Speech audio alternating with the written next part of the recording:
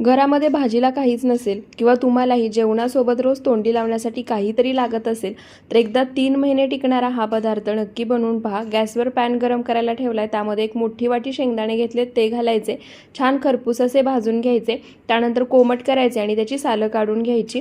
त्यानंतर पॅन पुन्हा गरम करायला ठेवला आहे, त्यामध्ये 1 चमचा तेल घालायचं, तेल गरम झालं की अर्धा चमचा जिरे घालायचे, जिरे छान फुलले भाजून सालं काढून घेतलेले शेंगदाणे घालायचे, मंद आचेवरती पुन्हा छान काळसर डाग पडेपर्यंत खरपूस असे भाजून घ्यायचे। गॅस बंद करायचा, 1 चमचा लाल मिरची पावडर, चवीनुसार मीठ घालायचं, मिक्स करून घ्यायचं। सर्व भाजून घेतलेलं साहित्य खलबत्त्यामध्ये काढायचं, त्यामध्ये 7 ते 8 लसणाच्या पाकळ्या घालायच्या आणि जाडसर असं हे सर्व कुटून घ्यायचं। तुम्ही बघू शकता शेंगदाण्याला छान असं नॅचरली तेल सुटलं आहे। जर तेल सुटलं नसेल तर 1 चमचाभर तेल घालायचं, पुन्हा कुटून घ्यायचं आणि इथे मस्त झणझणीत 3 महिने टिकणारी सोलापुरी शेंगदाणा चटणी तयार आहे। ही चटणी 3 महिने हवाबंद डब्यामध्ये अगदी छान टिकते।